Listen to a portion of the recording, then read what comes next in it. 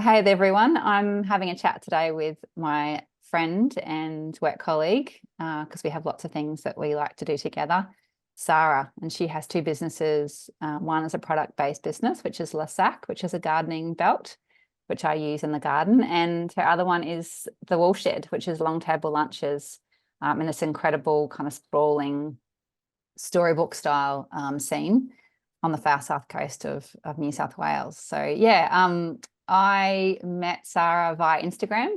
She reached out and said hi, and then we met in person at her property, and we hit it off straight away. It was kind of manic laughter and just crazy, kind of fast talking, creative, like lots of creative kind of shares. And then after that, it was sort of like, ranting back and forth with, kids chats, business ideas. And I feel like it was like a bit of an instant friendship. So yeah, Sahra, welcome. Thank you for coming on. Thank you. Thanks for having me, honey. We're just like now going to share our wild chats with your followers. So that's cool. Yes. Yeah. Strap in, people. Yeah, I know they get a bit out of hand, don't they? Especially the We'll ones try that, and keep it PG. yeah, at 5 o'clock in the morning. So my main reason today to have you on, Sahra, was just to talk about the way you have got two businesses going at the one time. For most people, having one business it's pretty hardcore venture, and you've got two, and one is a service-based business, which is the Woolshed for the long table lunches, and then the other is the product-based business, which is Sac. So yeah, so that's kind of, I want to have a chat about how those two work together and give other people ideas on whether it's something worth doing, and if they've got something else in the pipeline, can they support one another? Is it as easy as it looks from the outside? So yeah, so can you give me a bit like a brief rundown, sort of like your setup and how you ended up? I know from your backstory that you were more of a city dweller before, and then you kind of moved to the country, and then your life sort of changed from working with government organisations and being employed by someone and being in a city situation to moving to the country and now having two businesses and two kids, and yeah. Sure. So I'll take you way back. So I met my husband, Hamish, in Sydney in 2012. Oh, no, 2012. Yeah, 2012. Yeah. I'm from Sydney originally, lived a bit in Queensland with my mum, but came back to Sydney in my teens. And yeah, met Hamish when I was quite young in Sydney. And after the birth of our firstborn, our son, we were looking to buy a place, but we couldn't kind of work out, where to go, what to do. And Hamish said, let's go back to the country. He's from Cooma originally. He's like a fifth generation farmer. And I said, yeah, let's give it a go. So we bought a property in 2020 on the far south coast of New South Wales. And for me, it was the first time kind of, living on a farm, being on a farm. Yeah, it was like learning a whole new language. But I loved it. I really loved it. I romanticized the idea, and I still believe it's as romantic. Haven't gone through a huge drought yet, so maybe that'll shift my view. But I just fell in love with the place that we bought when I saw it online. I fell in love when I saw it. And I had all of these ideas of this lifestyle that I would live and lead on this property. And yeah, while it has been challenging, it's been pretty good, I'd say. So yeah, that's up to today. And I guess we predominantly run cattle between the Monero, just outside of Cooma, and here. We manage a family farm, and then we farm here on this property as well. So Hamish is often back and forth between the two. And because we mainly run cattle, yeah, there was an old shearing shed that was on the property, and I kind of started, my creative juices were flowing, and that's how I came up with the idea for the Woolshed. Right. So that big shift to the country, I kind of resonate that same story, having an idea, a romanticized idea of how it was going to be. And yes, there's hard days, like we don't run cattle like you would say. We're definitely hobby farmers, but definitely, I think everything has turned out to be just as beautiful as I had expected. Just hard, probably harder and more tiring work than I could ever have imagined. So yeah, I completely get that feeling. But it's nice that both of our creative over the top visions for how things go actually turned out. Yeah, it's wild, isn't it? Like, it's so funny. I find my friends are so fascinated that are not from the country. They're like, what, you're chopping wood? Like, I'm like carting 2 wheelbarrows of wood each day down to the house. They're like, what? And I'm like, I know it's hard, but it's actually amazing. Like, I love it. Yes. And yeah, I wouldn't change it for anything for sure. And how do you think that, so once you moved there and then you've sort of seen that, you've got this amazing location for the Woolshed, how did that kind of come about to starting to do long table lunches and then further on to sort of Lesac? So I'm the type of person that just do it is my mantra.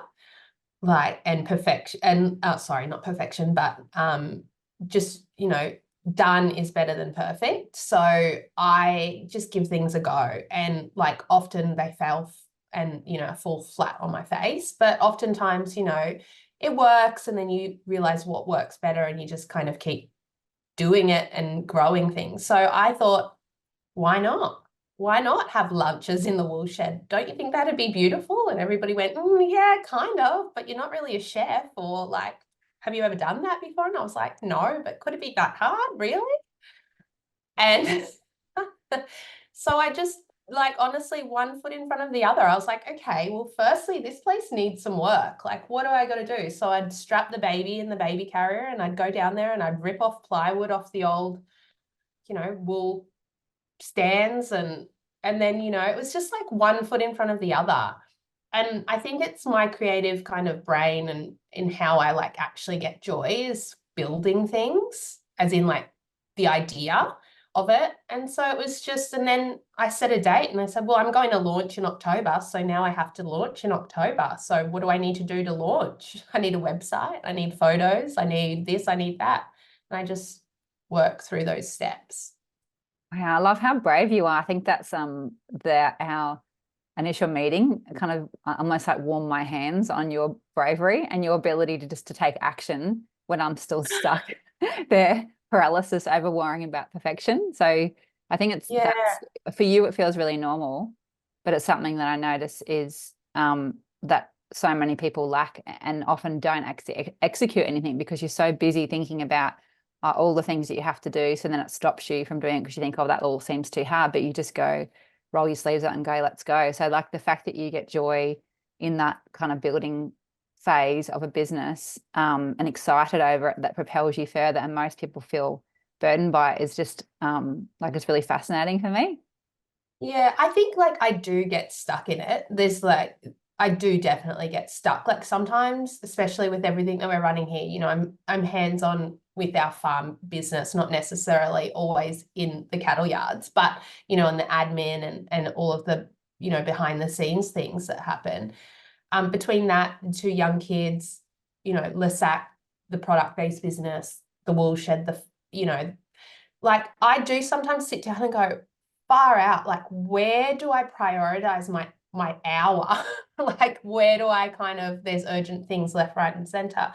So like I do get overwhelmed with it, but also I just know from the way that I work, and the best thing for me is like just do something. Just start somewhere. Just like push that ahead, book a meeting, like organize, like log in to Squarespace and buy a domain, like just do something.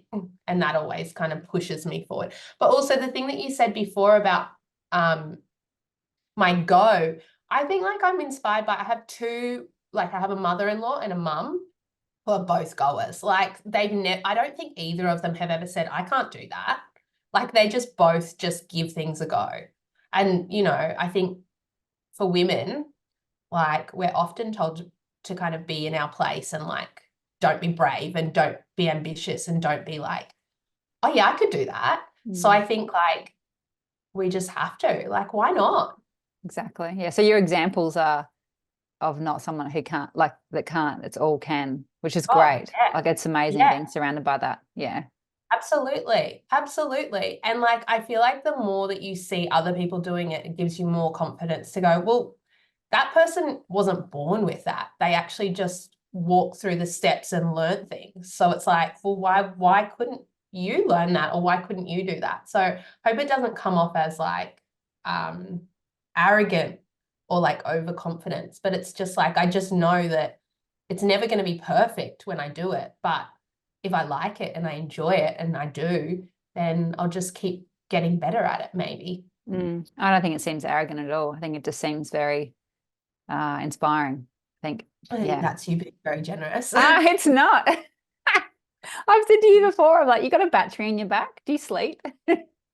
Uh, honestly, do you get excited by things? I just get Oh so yeah. excited by Yeah. possibilities. Like I think we share that. And there's Yes. people out there that are like us that are like, Yes. oh, shiny object, like, oh, Yeah. let's go, like, how fun. Like, Yeah, yeah. totally. And that I think that's why there was that instant connection. It's like that energy of just like, oh, there's so much stuff to do, so many possibilities that there's almost like not enough time in the day. Just like the excitement Oh, propels you to, yeah, keep taking on these new kind of crazy from the outside ideas. Yeah. yeah. But you Yeah. managed to execute them as well. So I would love to have some kind of insight when like obviously I run a service-based business. I don't have a product. So from my You perspective, I'm should. thinking I should. Yeah, there you go. Sarah's going to convince me what I can sell. I'd love to know like what if someone's got a service-based business or a product one, that it's sort of hard to imagine having both. And so if you give me a bit of a rundown on how you started up. So you started with a service-based business, which from my perspective, which might be different for someone else, I kind of look at it as being a bit of an easier in to a product, because I feel like a product, if you, especially you're creating something from scratch like you did, and you're not just reselling something else that someone's created, there's like, there's the design, there's the backing yourself with having some money to spend on making the product and then the selling it. And I feel like there's a lot more like backing yourself compared to a Mm. service-based business. What do you think? Do you think that there's, or you see them Yeah, as I both? don't think so. I just think that they're different. Like Yeah. with a service-based business, you are putting a lot of time. Like I think with business, it's either you have a lot of money or you have a lot of time. Like you're either learning the skill or yourself, or you're investing that in an expert to do it for you. So it's like, for me, I don't have a lot of money. So I just kind of do most of it myself. So it's like, with a service-based business, I had to do a lot of it myself, or like set it up. And a lot of a lot of labor goes into a service-based business. Like, That's a so good perspective. Yeah. yeah. So to me, why I jumped to a product-based business, and mind you, I run it with my mother-in-law, so there's the two of us. But I looked at like down to the stats and analytics, which is something that I love doing. And I was like, I can't do more than 2 of these a month with the current like way my life is set up with children and a farmer. Yeah. So Um, two long table lunches, you mean a month? Yep. yeah, I Yes, yeah. can't.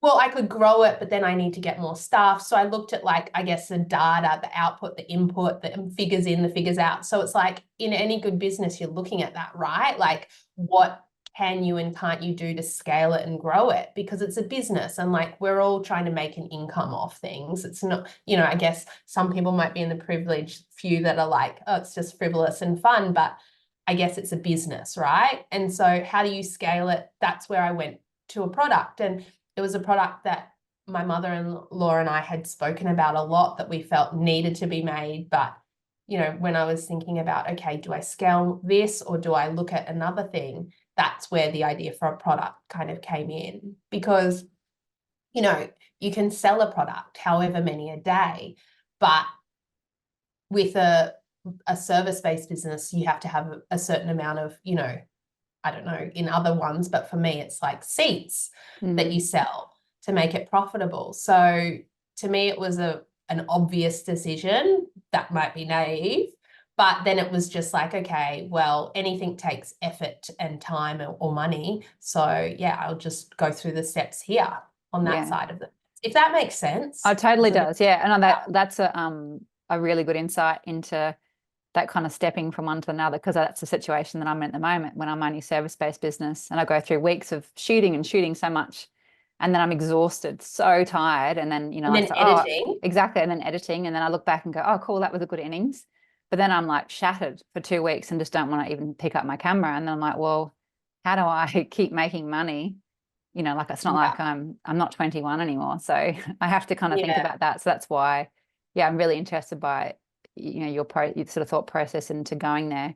And when you talk about it Yeah. in that way, that it's basically once you've made that product and you put the effort into coming up with it, then you're just working on the sales, and rather than having to give your time over and over and over every day physically of Yeah. making more food for the long table lunch, selling tickets, getting wine, cleaning up again. Yeah. Yes.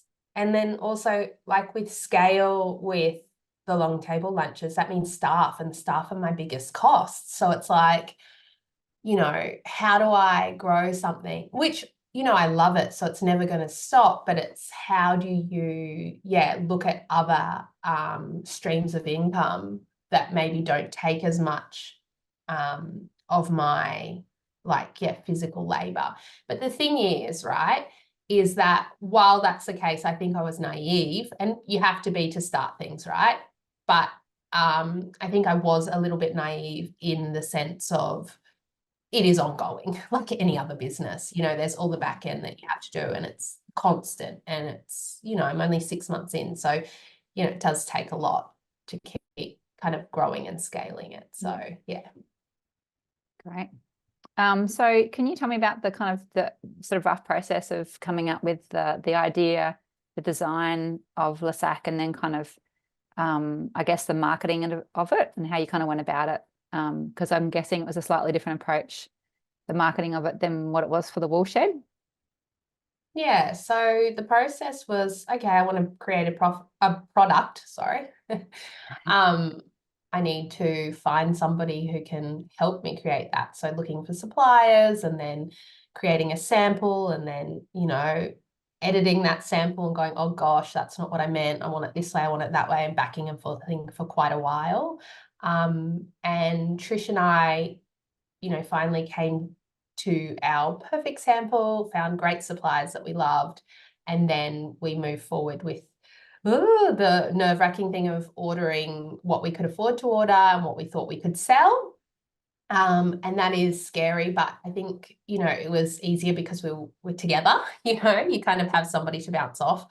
And then, then working out how we were going to sell it, what platform we were going to use, and learning all of those skills of building that, and, creating a website and emails and all that kind of a thing. And then the next thing was showcasing it. So, photography, social media, how are we branding this? How are we talking about it? What are its unique selling points?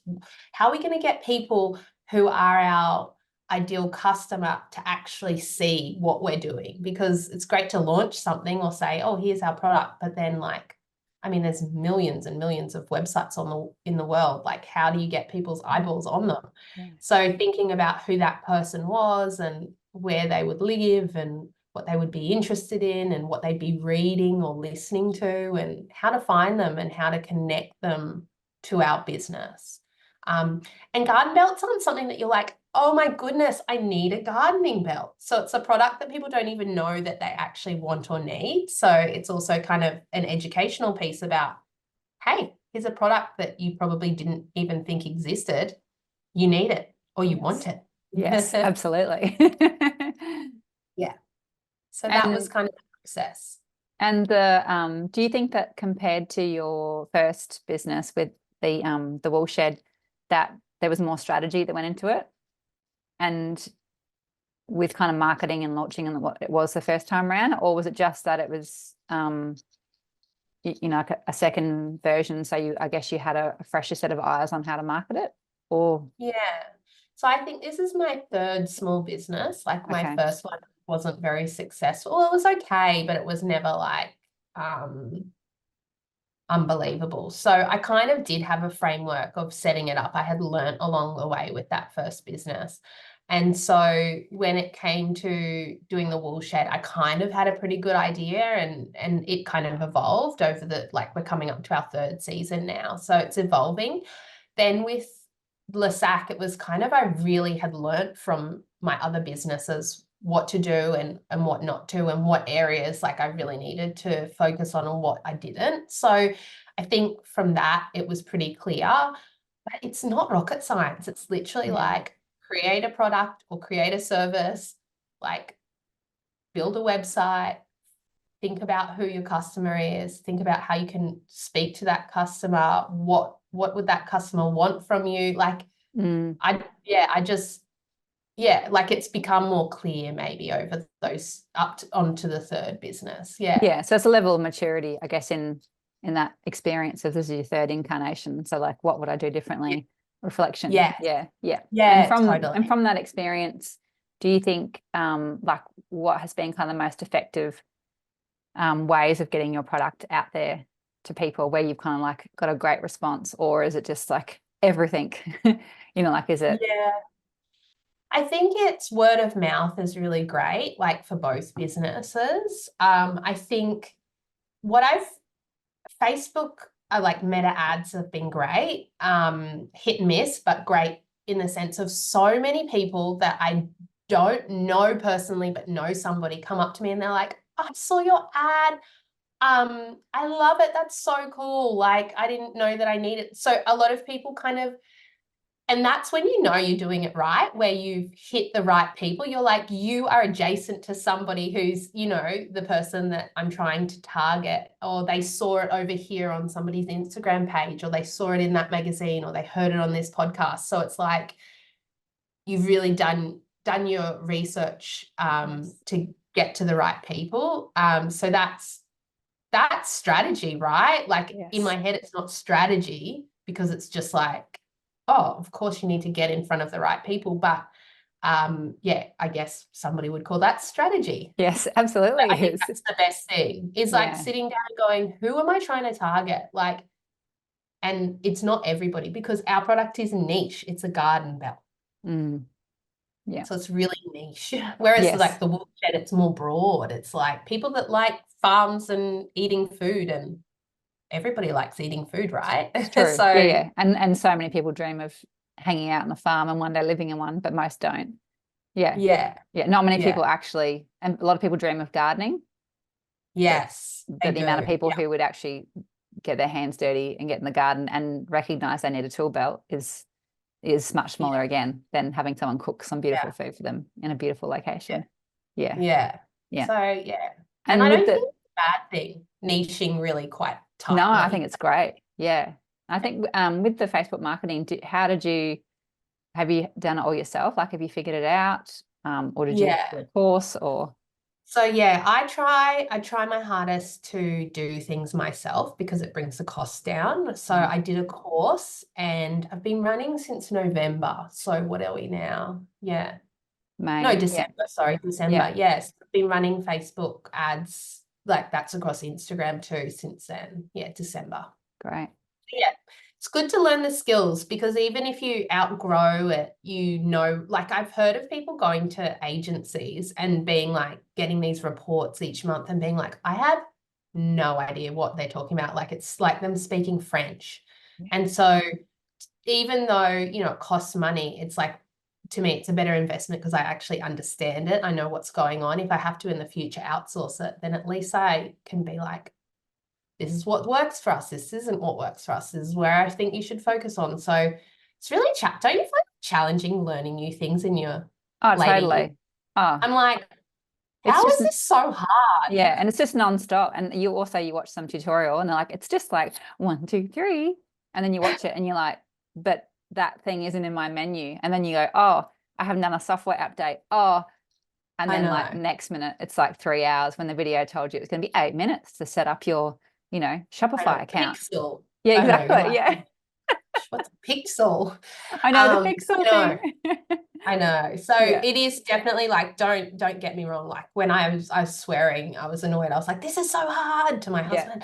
But like you have to, like that's small business, right? You have to learn all the things. You have to wear 20 hats. Yeah, I Yeah. agree. Having some knowledge of something before you're outsourcing so that you're not left looking at that, report going like, what the Yeah. fuck? I don't understand. I Yeah. know. Yeah. Yeah. And also it empowers you, you know what I mean? Mm, Like, because then you can also direct it and kind of be like, look, that's really not good. Like it should be this, or, I yes. started with this. I want you to work towards this. Yeah. Yeah. Yeah. And I'd love to know, so for someone who is currently running a service-based business and they're thinking about kind of adding a product, like, I don't know, how do you kind of go about it? Like Are what's you talking the, about yourself? yeah, Because this is totally. Yeah, actually yeah, for me, me. anyone. Yes, give me a coaching session, Sarah.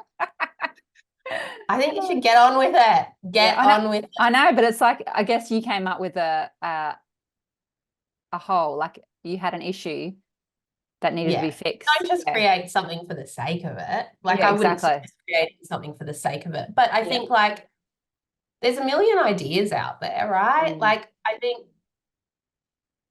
could a course be a product? Is a course a Yes. product? I Yes. would think it is because you can do it You're selling it. self-paced. Yeah, yeah, Yeah. exactly. Yeah, Yeah. yeah. So it's like anything can kind of be a product, really, as long as Yeah. you don't have to like, yeah. I think if you have an idea for it and you have the capacity, like try and be a little bit more realistic than I am with things. But also, like if you do have it, just go for it. Like, I mean, you have to be a bit conservative and realistic, but you also have to take risks. Part of it is taking risks. Like you will fail and stumble in certain areas, but you just have Mm. to pivot. Like I know it's a huge privilege to talk about it and kind of, just say get on with it. But at the same time, it can be so small, Yeah. like Yeah. it doesn't Yeah. have to be ordering 100,000 units or 50,000 or 20 or even 5. You can, Yes. in 2024, like you can reach so many different people. You can, like, I Mm. think there's so much opportunity. So I think the questions I'd be asking myself is, do I have the capacity to take something else on, which is something I have to ask myself very regularly. Mm.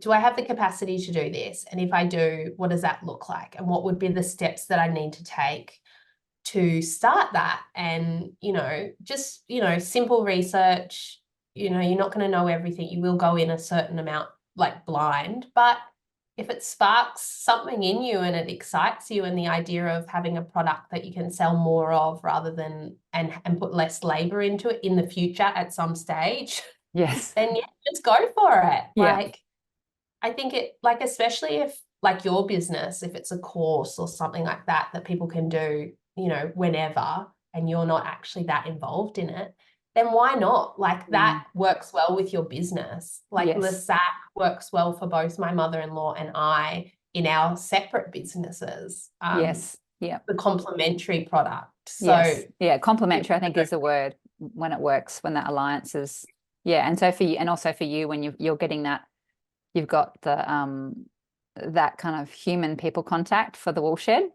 that yes. that you lack in the other part. So like that juice that you Yes. get and that kind of creativity. And then the product business is something that you can scale and make money from, but then you don't have that human, but you're kind of meeting both your needs. That's why I kind Yes. of find it so, appealing, is that kind of idea of sometimes, one party business can't meet all those things. You have to have one part that maybe is profit, Yes. and then the other, yeah. Yeah, that's interesting because that's something we've talked about as well, is that like for me, like I'm a multi-hyphenate, like slash kind of person. Like I'm passionate about human rights. I'm passionate Yes. about like flowers. I'm passionate about gardening. I'm passionate about farming. Like it's like, oh my goodness, like how annoying is it being like this? Because you just Yes. cannot just have a job, like a Yes. 9 to 5 job, because you just are bored, shitless. Yeah. Like, so I love that I can have these, like, I think it's huge privilege, but I love that I can have my brain in all these different like pots. Like I'm, finger in all these different pots, like where I'm like, oh yeah, today I'm going to get in the garden and pick some flowers, and like I can somehow like put them in a wool shed and make a business out of that. Like how cool is that? And I know Yes. that's simplifying it, but I love growing produce. I love like, I Yes. love it. Yeah. Yeah. I hear you. Just before I got changed into these clothes and pretended to look clean, I was tipping fish guts onto my compost I pile. saw that on your Instagram. I'm like, friend, No. Like me picking up seaweed off the beach, Hamish was so ashamed. He was Really? like, oh my, this wife of mine, what's she doing? But like fish guts is next level, Yeah, friend. yeah, You it are is. like, It is. Yeah. Yeah. I was yeah. I just like, I wanted that kind of kickstart. So I was like, I'm going to put some rotting fish guts in there. Yeah. So this Does it conversation smell though? this is, oh yeah, it was pretty smelly, but I had gloves on, rubber gloves. So No, but yeah. if you cover it with soil, will it No, smell? no, no, no. Yeah. Yeah. I've got layers of other stuff of carbon going on top and then it'll be done. Yeah. But that's how our conversations go, isn't it? It's kind of like 1 minute we're talking about business and then it's like rotting fish and then it's like, will the Yeah. children ever go back to daycare again? Uh, Yeah. and that's the other thing, Yes. having these businesses allows me flexibility, which is like such a huge privilege. Like I'm like, Yeah. yeah, huge, because as you know, we've both got very young children and they're sick or they're this or they're that. And, you know, your husband, you know, works a lot and is away a lot. My husband works and is away a lot. You know, Yeah. we're often the ones holding the fort often. So, Yeah. yeah. I know. We had that conversation before with you and kind of other women who are quite creative as well about that. Like, do you just sometimes you get to the point on a day where you're trying to balance so much and your partner's not there and you're doing it all on your own, you're trying to run the business, kids are sick, and you're just thinking, why am I doing this for? This is Yeah. insane. But you know, it's only momentary because if you didn't do it, I'd be so unhappy. Like if I was doing something that was kind of like, you know, routine and controlled and I didn't love it, The then same every yeah, day. yeah, I'd have no joy and I would probably be a terrible mother. So Yeah. like when my cup is full, Yeah. yes, it's often overflowing and I feel tired and sometimes the kids only get uh, like a small amount of me and they'd probably deserve a bit more. But I think if I didn't have that, like you don't have that creativity in your business, like what are you? Yeah. You're just what? No. Supplying food for everybody and cleaning up their clothes. No. And Yeah. like, yeah, kind of sometimes wish that I was that person that just found joy in like the day-to-day routine and drudgery. Yes, But me too. like I'd probably be a more content person, but I just enjoy my life and all of its facets and the business. And I love my children and I love spending time with them, but I also love building businesses and building things and getting my hands dirty. And hey, on that Yes. topic, Yes. how good is just going out into the garden? Like when you are having those days where you just feel like nothing is happening, the wheels are falling off. I just cannot look at anybody. I'm going to scream. Yes. Like, don't ask me for another snack. Just going out into the garden and weeding or like picking something. Like, oh, or rage Absolutely. weeding. Yes. Rage. Do you Yeah, yeah. weed? Oh yeah. Yeah, yeah. Definitely.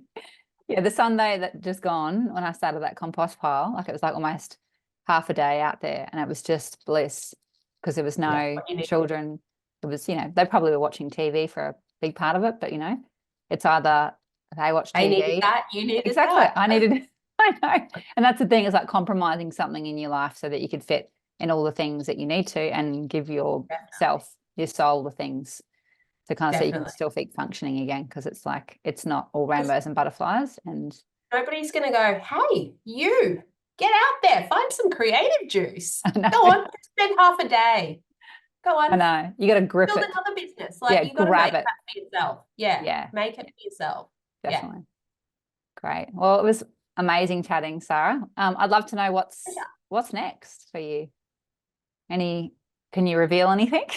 Do you think you'll make any more products or add any more interesting things to the Woolshed? You don't have to tell me what they are, but like, are you thinking of No, the expanding already? Woolshed, we're going to do hopefully more than one lunch a month from next season, so spring. And Lesac, working on a second kind of color collection. So that should be launching in November. So that's exciting to add a couple more colors to the mix. Right. I can't wait. I can add a few more to mine. We've got 3 in our household and they're all Yeah. incredibly filthy. We should wash them, but then I've got to go without them. So yeah. Yes, wash Yeah. I them. can't, They wash well. yeah. I need to have another one that's a show one because I often look down and go, oh, Sarah would like a picture of my Lesac belt Oh, right now, that's but it's disgusting. so disgusting. Yeah. And I'm not willing to give it up. So Yeah. There's always stuff in it that I need. So yeah. Well, I'll send you a show one. Okay. How about that? Yeah. Well, thank you. And how can we find Pleasure. you? What's the best way for people to buy a Lasac or come to your wonderful lunch or just observe it from afar because they're too far away? So Instagram. The Woolshed is our Instagram, or Lasac is our other Instagram, or you can find us on our website, www.thewoolshednsw.com or shoplasac.com. amazing. Thank you. And I'll include all those links at the bottom. Yeah. Thank you for your Cool. time, Thanks, Sarah. honey. Okay. Bye. Bye.